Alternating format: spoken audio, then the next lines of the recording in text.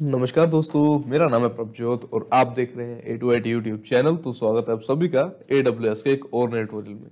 तो last tutorial में हमने बात की थी DynamoDB की कि कैसे हम DynamoDB को मॉनिटराइज कर सकते हैं उसकी सर्विस को with the help of CloudWatch। तो आज कुछ ब्रीफली देखेंगे कि CloudWatch के क्या क्या फीचर्स हैं, क्यों यूज होता है और कैसे हम उसमें डैशबोर्ड को क्रिएट करके उसमें अपनी जो सर्विसेज हैं उन्हें देख सकते हैं। तो चलिए शुरू करते हैं आज के इस वीडियो ट्यूटोरियल को। तो सबसे पहले ओपन कर लेते हैं अपने क्लाउड अकाउंट को। तो मैं सिंपली क्लिक करता हूं क्रोम ब्राउजर पे और यहाँ पे ओपन अप है मेरा क्लाउड अकाउंट। तो फिलहाल मैं बेसिकली डैशबोर्ड पे हूँ। तो यहाँ पे ओपन कर लेते हैं क्लाउड वॉच को। तो यहाँ पे मेरे पे सिंपली शो हो रहा है।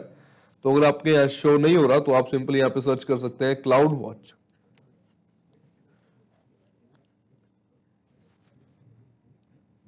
तो जैसे ही आप ओपन करोगे क्लाउड वॉच को, कुछ इस तरह का बेसिक इंटरफेस देखने को मिल जाएगा आपको। तो आज के इस ट्यूटोरियल में मैं बात करने जा रहा हूं डैशबोर्ड की। तो यहाँ पे क्लिक करते हैं डैशबोर्ड्स पे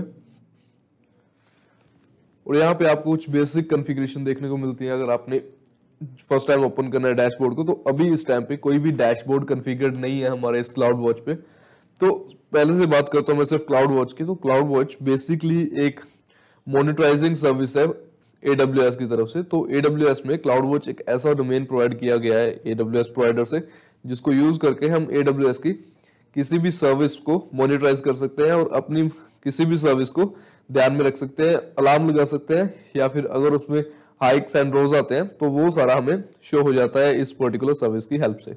तो चलिए सबसे पहले अब क्रिएट कर लेते हैं डैशबोर्ड को। तो डैशबोर्ड हमने यहाँ पे ओपन कर लिया है। तो न्यू डैशबोर्ड को क्रिएट करने के लिए हम सिंपली क्लिक करेंगे क्रिएट डैशबोर्ड पे। तो फर्स्ट ऑफ ऑल आपको एक स्पेसिफिक नेम मेंशन करना होगा अपने डैशबोर्ड के लिए।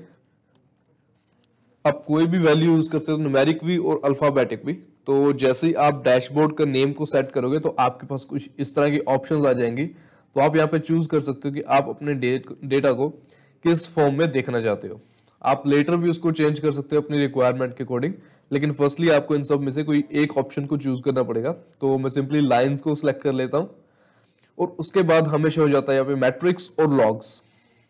तो मैट्रिक्स में हम सिंपली एक मैट्रिक्स सेट कर सकते हैं जिसको हम प्रॉपर्ली देखना चाहते हैं, और लॉग्स में बेसिक हमारी लॉग फाइल्स क्रिएट होती हैं। तो हमें लॉग्स में डेटा देखने को मिल जाता है। तो हम दोनों में साथ में भी वर्क कर सकते हैं, अपने मैट्रिक्स में भी और लॉग्स में भी। तो सिंपली सबसे पहले क्लिक करते हैं मैट्रिक्स में और कुछ इस तरह का डेटाबेस आपने को कुछ इस तरह का इंटरफेस देखने को मिल जाएगा आपको। जैसे ही आप मैट्रिक्स पे क्लिक करोगे तो नीचे हमें यहाँ पे शो हो रही है हमारी सारी सर्विसेज, और यहाँ पे टोटल शो हो रही है 254 मैट्रिक्स अवेलेबल है। तो फिलहाल यहाँ पे आपको वो सर्विस शो होंगी जो आप मोस्टली यूज करते हो। जैसे कि मैं सिंपली यूज करता हूँ ये सारी सर्विसेज, जैसे DocDB, DynamoDB, EBS, EC2, logs, उसके बाद S3। तो ये सारी सर्विसेज मुझे यहाँ पे शो हो रही हैं। तो चलिए अब इन सब में से एक सर्विस को चूज कर लेते हैं और उस स्पेसिफिक सर्विस पे लगाते हैं हम अपने इस डैशबोर्ड को, ताकि हम सारी अपनी एक्टिविटीज को नोट डाउन कर पाए। तो मैं सिंपली चूज करता हूं EC2 को, लेकिन उससे पहले मैं चेक कर लेता हूं कि मेरी EC2 में कितने इंस्टांसेस हैं। तो मैं इसको एक न्यू वेब पेज पे ओपन कर लेता हूं।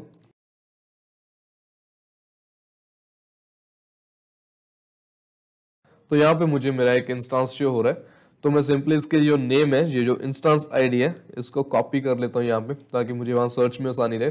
तो आप इसे चलते हैं क्लाउड वॉच में और यहाँ पे हमने EC2 सर्विस को सिलेक्ट कर लिया था। तो उस पर्टिकुलर सर्विस में हमें यहाँ पे 34 मैट्रिक्स देखने को मिलते हैं, मतलब कि हम 34 सर्विस पे मॉनिटराइजिंग लगा सकते हैं। तो सिंपली क्लिक करते हैं उस पर और यहाँ पे हमें कुछ नेक्स्ट फर्दर देखने को मिल जाएगा। तो यहाँ पे हमें सारी वो सर्विसेज शो हो रही हैं जिन पे हम अप्लाई कर सकते हैं, मतलब कि जिन्हें हम डैशबोर्ड पे चेक कर सकते हैं। तो मैं सिर्फ अपने जो करंटली अवेलेबल इंस्टांस है उसे देखना चाहता हूँ। तो उसको मैंने नाम सर्च किया, तो यहाँ पे बेसिक मेरे पास उस पर 17 मैट्रिक्स शो हो रही हैं। तो मतलब कि मैं 17 उस पर्टिकुलर इंस्टांस की 17 सर्विसेज पे लगा सकता हूँ डैश मॉनिटराइजिंग टूल। तो यहाँ पे आपको उन सारी सर्विस का नेम भी देखने को मिल जाएगा। तो फिलहाल ये जितने भी हम सिलेक्ट करेंगे करंटली, वो सारे हमें सिंपली एक डायग्राम में देखने को मिलेंगे। मतलब कि प्रॉपर एक डायग्राम में हम सिंगल सर्विस को भी देख सकते हैं और मल्टीपल सर्विस को भी देख सकते हैं। तो चलिए यहाँ पे मल्टीपल ट्राई करते हैं। सिंगल हमने लास्ट वीडियो में की थी, तो मैं सिंपली चाहता हूं कि इसमें ओपन अप करते हैं मेरे को नेटवर्क इन, नेटवर्क आउट और नेटवर्क पैकेट्स आउट को मॉनिटराइज करना है, तो मैं सिंपली इन तीनों सर्विस को सिलेक्ट कर लेता हूँ। आप अपनी रिक्वायरमेंट के अकॉर्डिंग चूज कर सकते हैं कि आपने किस सर्विस को मॉनिटराइज करना है। तो मैं सिंपली करता हूँ क्रिएट वाइट पे क्लिक, विजिट। इस वीडियो को लाइक करें। लेटेस्ट टेक्निकल वीडियोस देखने के लिए हमारे चैनल A2IT ऑनलाइन को सब्सक्राइब करें, बेल आइकन को दबाना ना भूलें। तो यहाँ पे आपको कुछ इस तरह का इंटरफेस देखने को मिल जाएगा। तो अगर मैं से यहाँ पे क्लिक करके एक्सपैंड करूं तो ये फुल स्क्रीन में आपको शो हो जाएगा। तो कुछ इस तरह का इंटरफेस रहेगा और जितने भी अप्स एंड डाउन्स है आपकी उस पर्टिकुलर सर्विस में वो आपको यहाँ पे देखने को मिल जाएंगे। तो लास्ट वीडियो में तो हमने अलार्म भी सेट किया था, लेकिन इस पर्टिकुलर वीडियो में हम सिर्फ मॉनिटराइजिंग देखेंगे कि हम कैसे उन सभी सर्विस को मॉनिटराइज कर सकते हैं। तो ये तो एक तरीका है जिससे हम जो डैशबोर्ड की सर्विस है उन्हें मॉनिटराइज कर सकते हैं। तो अगर आप और सर्विसेज को भी मॉनिटराइज करना चाहते हो तो आप सिंपली यहाँ पे प्लस पे क्लिक करके उन्हें भी ऐड कर सकते हो इस पर्टिकुलर डैशबोर्ड में। और जितने भी मॉडिफिकेशंस है उन सबको करने के बाद सेव बटन पे क्लिक जरूर कर दीजिएगा, ताकि ये हमारे जो चेंजेस रहेंगे वो सेव हो जाए हमारे इस पर्टिकुलर डैशबोर्ड पे, ताकि हम जब भी अपने इस पर्टिकुलर डैशबोर्ड को दोबारा से ओपन करें तो हमने जो जो कॉन्फ़िगरेशंस कर रखी हैं वो हमें दोबारा से करने की जरूरत ना पड़े। और यहाँ पे एक और ऐड ऑन है आपके पास कि जैसे मैं यहाँ पे डैशबोर्ड पे क्लिक करता हूँ एक स्टेप बैक जाने के लिए, तो यहाँ पे हमें यहाँ पे कस्टम डैशबोर्ड्स और ऑटोमेटिक डैशबोर्ड्स का ऑप्शन मिलता है। ये काफी इंटरेस्टिंग फीचर है यहाँ पे। तो कस्टम डैशबोर्ड्स में हम अपनी रिक्वायरमेंट के अकॉर्डिंग सर्विसेज को मॉनिटराइज करते हैं, उन्हें ऐड ऑन करते हैं मॉनिटराइज करने के लिए। लेकिन अगर मैं क्लिक करूं ऑटोमेटिक डैशबोर्ड्स पे तो यहाँ पे मुझे सारी सर्विसेज शो हो जाती हैं जो भी मैं यूज करता हूँ अपने रेगुलर डेज में। तो मैं अगर EC2 पे यहाँ पे क्लिक करूं तो EC2 की जितनी भी सर्विसेज अवेलेबल है वो सारे ऑटोमेटिकली आपको यहाँ पे लाइन फॉर्म में एडेड मिलेंगे। मतलब कि आप यहाँ पे इजीली उनको मॉनिटराइज कर सकते हैं बिना किसी सर्विस को ऐड किए। मतलब कि ऑटोमेटिक में वो ऑटोमेटिकली आपकी जितनी भी सर्विसेज यूजेबल है उस पर्टिकुलर प्लेटफॉर्म की वो सारी आपको यहाँ पे शो कर देता है। और यहाँ पे आप सेट कर सकते हो कि आपको किस ड्यूरेशन की या किस पर्टिकुलर टाइम की, या फिर अगर मैं यहाँ पे कस्टम पे क्लिक करूं तो आप किस पर्टिकुलर मतलब कि आप एग्जैक्ट टाइमिंग की या फिर एग्जैक्ट डेट की भी यहाँ पे निकाल सकते हैं उनकी जो मॉनिटराइजिंग है। मतलब कि जितने भी आप सर्विस में मॉनिटराइजिंग अप्लाई करोगे वो सारी सर्विस की ऑटोमेटिकली मॉनिटराइजेशन रिकॉर्ड होती रहेगी। तो आप किसी टाइम भी किसी भी सर्विस को मॉनिटर करके देख सकते हो कि उस टाइम पे वो सर्विस क्या वर्क कर रही थी या फिर उसके क्या अप एंड डाउन थे उस पर्टिकुलर टाइम पीरियड में। तो चलो वापस से चलते हैं हम अपने डैशबोर्ड्स पे, और यहाँ मैं दोबारा से ओपन कर लेता हूँ कस्टम में ही अपने A2IT डैशबोर्ड को जो मैंने रिसेंटली क्रिएट किया है। तो अगर मैं यहाँ पे क्लिक करूं एडिट ऑप्शन पे तो आपने जो इस पर्टिकुलर डैशबोर्ड को क्रिएट किया था आप इसे भी दोबारा से एडिट कर सकते हैं और न्यू सर्विसेज को इसी में भी ऐड कर सकते हैं।